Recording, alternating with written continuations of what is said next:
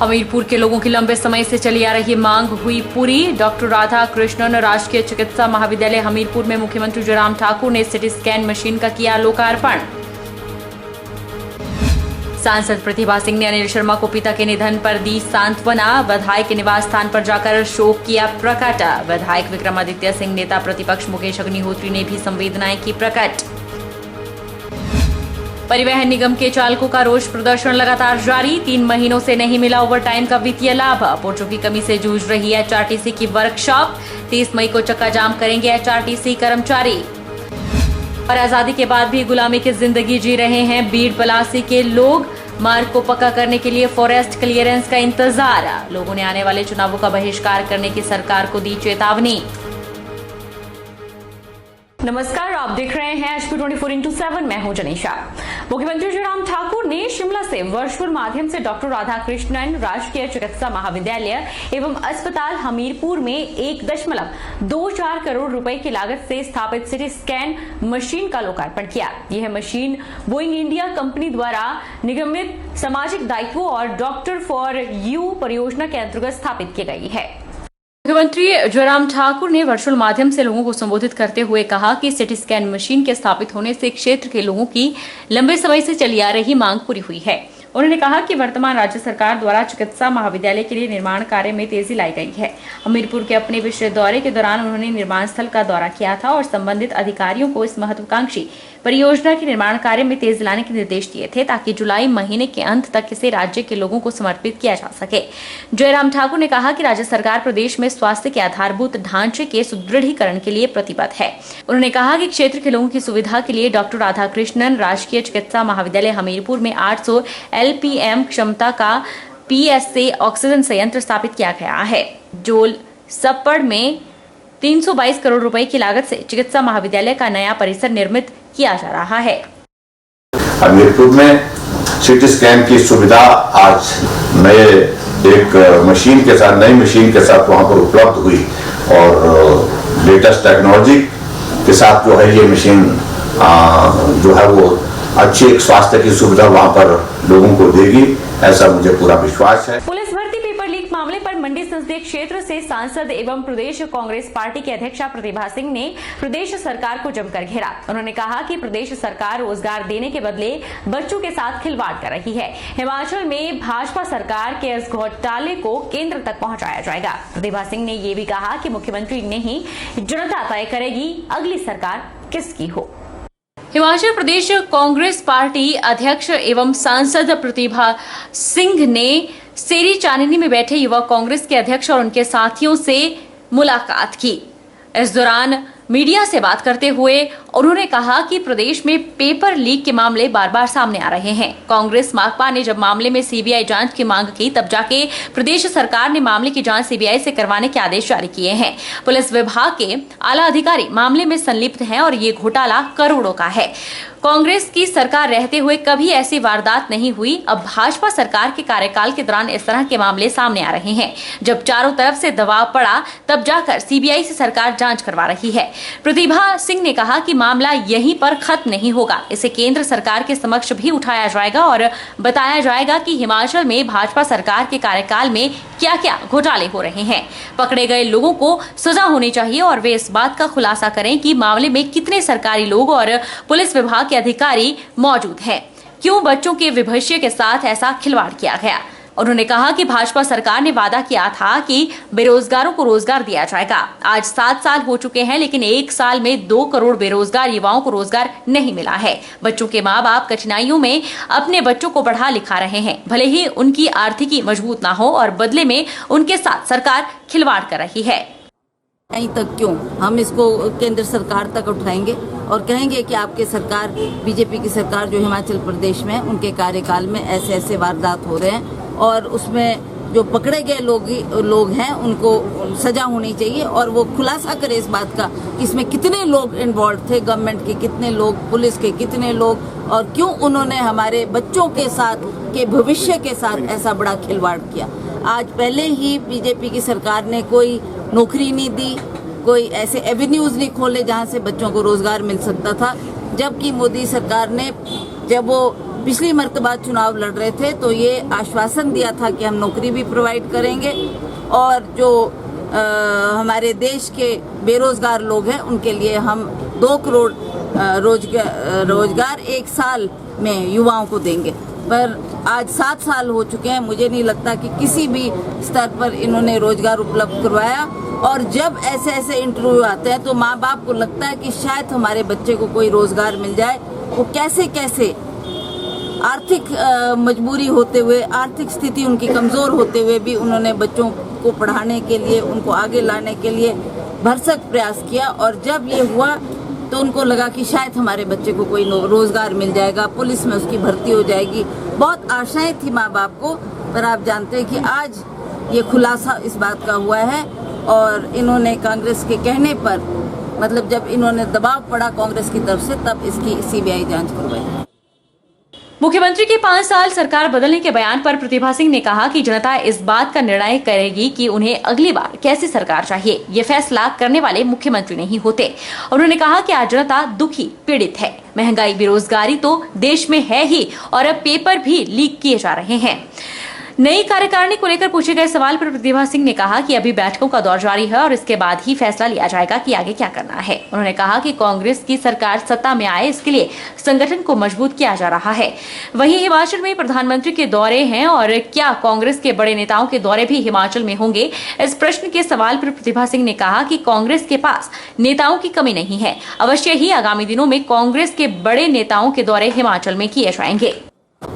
विचार विमर्श किया जा रहा है। जो हमारे आला नेता है पार्टी के और जो जनरल सेक्रेटरीज है, उनकी एक मीटिंग हो रही है जिसमें वो निर्णय करेंगे, फैसला करेंगे और तब अपने लोगों को संदेश देंगे कि क्या बातें हमको जनता के दरबार में जाके करनी है। क्यों नहीं, हमारे पास कोई नेताओं की कमी नहीं है। हम भी अपने कोई बड़ा किस चेहरे को, राहुल गांधी, सोनिया गांधी देखेंगे जिसके पास टाइम होगा और वो जरूर आएंगे और वो भी कांग्रेस पार्टी के लिए अपनी आवाज को जनता के सामने रखेंगे।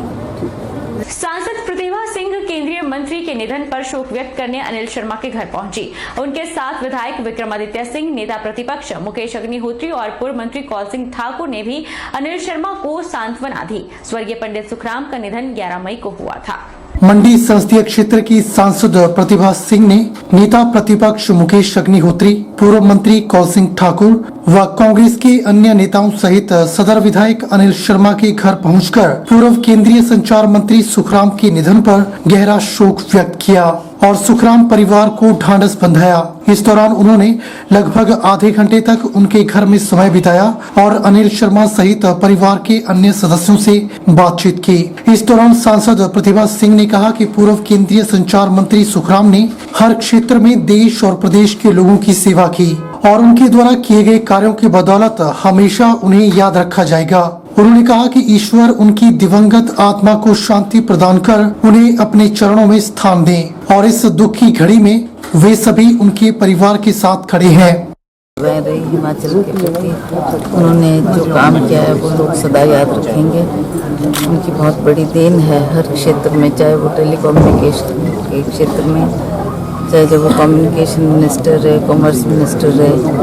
उन्होंने देश की और प्रदेश की सेवा की है, उसके लिए सदैव उनको यहाँ की जनता और हिंदुस्तान की जनता याद करेगी। और आज वो हमारे बीच में नहीं है, जिस बात का हमें और इनके परिवार को बहुत दुख है।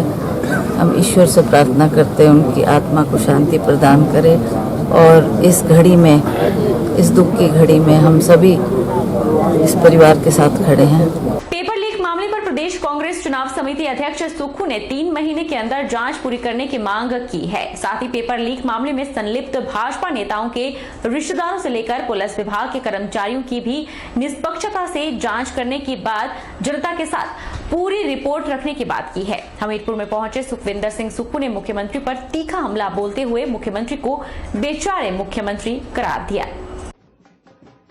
प्रदेश कांग्रेस चुनाव समिति अध्यक्ष एवं टिकट वितरण कमेटी सदस्य सुखविंदर सिंह सुक्खू का हमीरपुर विधानसभा में पहुंचने पर कार्यकर्ताओं ने स्वागत किया। सुखविंदर सिंह सुक्खू ने कहा कि पुलिस भर्ती पेपर लीक मामले में नकल माफिया को लाने वाले लोगों से भी संपर्क किया जाना चाहिए और पेपर सेट करने के बाद किसी की जिम्मेदारी थी, उन सभी की जांच होनी चाहिए। उन्होंने कहा कि जो बच्चे मेरिट में आने थे उनको दरकिनार करके वैसे बच्चों को सिलेक्ट किया गया जिसको ABC तक नहीं आती थी। उन्होंने कहा कि यह जाहिर होना चाहिए कि किन के रिश्तेदारों और भाजपा के नजदीकियों को पेपर बांटे गए, इसकी जांच होनी चाहिए।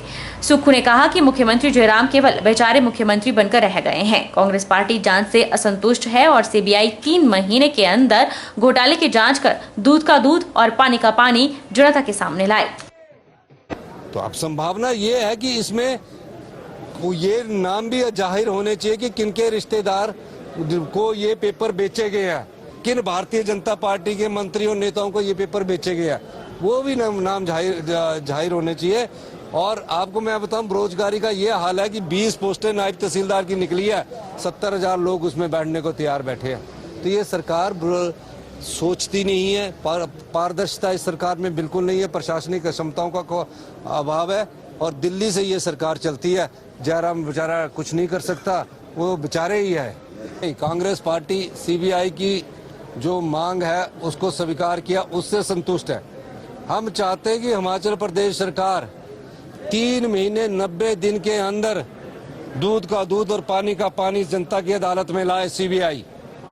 सुखविंदर सिंह सुक्खू ने कहा कि हिमाचल प्रदेश में किसी चेहरे को लेकर चुनाव नहीं लड़ा जाएगा और कार्यकर्ता जोश में आकर मुख्यमंत्री के नारे लगाते हैं। उन्होंने कहा कि चुनावों में कोई मुख्यमंत्री का चेहरा नहीं होगा और सामूहिक नेतृत्व में चुनाव लड़ा जाएगा। मैंने कई बार कहा है कि हिमाचल प्रदेश में जो चुनाव होगा वो CM के चेहरे पर नहीं होगा और जो कार्यकर्ता लगाते हैं वो जोश में लगाते हैं, उनको लगाने का पूरा अधिकार है। मेरे ही नहीं लगाते, इंद्र दत्त लखनपाल जी के भी लगा देते हैं, सब जगह लगा देते हैं, उनको हम रोक नहीं सकते। लेकिन मैं एक बात आपको फिर स्पष्ट कर देना चाहता हूँ और इस बात को आपने इसी बार अंतिम सोच लेना कि हिमाचल प्रदेश में जो भी चुनाव होगा अगला, उसमें कोई मुख्यमंत्री का चेहरा नहीं होगा। पहली बात, कोई मुख्यमंत्री का चेहरा नहीं होगा। सामूहिक नेतृत्व में चुनाव लड़ा जाएगा, सामूहिक नेतृत्व में चुनाव लड़ा जाएगा। और ये भी सही है कि जब विधायक चुनकर आएंगे सब विधायकों की राय ली जाएगी। राय लेने के बाद श्रीमती सोनिया गांधी जी जो फैसला करेगी वो मुख्यमंत्री बनेगा। हिमाचल प्रदेश में पेपर लीक घोटाले को लेकर राजनीति चरम पर चली हुई है। पेपर घोटाले को लेकर प्रदेश सरकार ने यहां तक इस मामले की जांच CBI को सौंपने की बात कही है। इसके बावजूद भी विपक्ष सरकार की मंशा पर सवाल उठा रहा है। नेता प्रतिपक्ष मुकेश अग्निहोत्री ने कहा कि पेपर घोटाले में विपक्ष के दबाव के बाद प्रदेश सरकार ने CBI जांच की सिफारिश की है। जब CBI जांच कर रही है तो इस मामले में SIT जांच क्यों कर रही है? उन्होंने SIT जांच को लेकर सवाल खड़े किए। पेपर नीलाम नहीं हुआ है बल्कि इसकी बोली लगी है। CM खुद इस मामले पर FIR दर्ज नहीं कराना चाहते थे। इस घोटाले ने हिमाचल को शर्मसार किया है और इस घोटाले में बीजेपी दफन हो जाएगी। यह घोटाला बीजेपी को ले डूबेगा। उन्होंने कहा कि पेपर 6 से 7 लाख रुपए में बिका है, जबकि बच्चों ने इस एग्जाम के लिए कड़ी मेहनत की है और कैश में यह सारा मामला हैंडओवर हुआ है। उन्होंने पुलिस और सरकार दोनों की मिलीभगत से यह घोटाला होने का आरोप लगाया और इस घोटाले में कई बड़े लोग भी शामिल हैं। उन्होंने कहा कि नॉर्थ इंडिया में इतना बड़ा घोटाला आज तक नहीं हुआ है जितना ये पेपर लीक घोटाला हुआ है। हरियाणा में एक घोटाला हुआ था और उस घोटाले में उस समय के मुख्यमंत्री को भी जेल जाना पड़ा था। उन्होंने कहा कि विपक्ष का यह आंदोलन जारी रहेगा जब तक इस मामले में सच्चाई सामने नहीं आती। पर्चा नीलाम हो गया, बोली लग गई। ये कोई पर्चा लीक नहीं हुआ कि एक आधे आदमी को लीक कर दिया गया। ये तो पर्चा नीलाम हुआ है, उसकी बोली लगी है। और अब तक मुख्यमंत्री इस बात पे लगे रहे कि किसी भी ढंग से हम इसकी FIR ना दर्ज होने दें। मुख्यमंत्री का बस नहीं चला। मुख्यमंत्री तो FIR दर्ज ही नहीं करना चाहते थे। कोशिश की उन्होंने, उनके साथी लोगों ने भी कोशिश की, लेकिन FIR दर्ज हो गई। और जो घोटाले की परतें जब खुली हैं और जो बातें सामने आई है, उसने हिमाचल को न केवल कलंकित किया है, शर्मसार किया है। और अब भी ये लोग सत्ता में बने रहने का अगर सोच रहे हैं, ये घोटाला इनको जो है डुबो के जाएगा। भारतीय जनता पार्टी इसमें जो है दफन हो जाएगी इस घोटाले में। प्रदेश कांग्रेस कमेटी के सचिव विवेक कुमार ने झंडुता विधानसभा क्षेत्र के विधायक को आड़े हाथों लेते हुए आरोप लगाया कि पिछले 4 वर्षों में इस विधानसभा क्षेत्र में धरातल पर कोई भी कार्य नहीं हो रहे। उन्होंने बरठी में खुलने वाले अटल आदर्श विद्यालय की चर्चा करते हुए कहा कि 3 दिसंबर 2018 को मुख्यमंत्री, केंद्रीय मंत्री अनुराग ठाकुर और विधायक ने इस स्कूल का शुभारंभ कर दिया था, लेकिन हैरानी की बात यह है कि 4 वर्ष बीत जाने पर भी स्कूल आरंभ नहीं हो पाया है। उन्होंने कहा कि विधायक ने 26 मई तक कोई स्पष्टीकरण नहीं दिया तो कांग्रेस पार्टी लोगों के साथ मिलकर धरना प्रदर्शन करेगी। क्षेत्र के अंतर्गत बरठी के इलाके में जो अटल आदर्श आवासीय विद्यालय का शुभारंभ माननीय मुख्यमंत्री और स्थानीय विधायक के द्वारा किया गया था 3 दिसंबर 2018 को, लेकिन आज तक जो है उसकी स्थिति स्पष्ट नहीं है कि वो कहां पर खुल रहा है या खुलेगा भी या नहीं खुलेगा। 4 साल बीत गए हैं और उसके ऊपर जो है वो विधायक महोदय आज भी लोगों को गुमराह कर रहे हैं और बरठी की जनता और झंडुता विधानसभा क्षेत्र की जनता ये जानना चाहती है कि उसकी क्या प्रोग्रेस है और कहां पर वो खुलेगा, कब खुलेगा या नहीं खुलेगा। माननीय विधायक इस पे अपना स्पष्टीकरण दे। और दूसरी जो मैं आपको बताना चाहता हूं कि सबसे बड़ी जो दिक्कत है, बरठी बाजार के अंदर जो डिवाइडर लगा दिए गए हैं केवल मात्र ठेकेदारों को लाभ पहुंचाने के लिए विधायक महोदय के द्वारा और स्थानीय जनता को परेशान किया गया है। व्यापारी वहां पर परेशान है, आम लोग परेशान है, जिसके ऊपर उन्होंने एसडीएम झंडुता को एक ज्ञापन दिया है और 22 तारीख तक का जो है वो समय दिया गया है। अगर 22 तारीख तक उन डिवाइडरों को नहीं हटाया जाता तो स्थानीय जनता और व्यापार मंडल मिलकर जो है वहां पर चक्का जाम करेगी और प्रशासन को बताएगी कि इससे जो है वो लोग परेशान है और इसे जल्द से जल्द हटाया जाए। रुकेंगे छोटे से ब्रेक के लिए।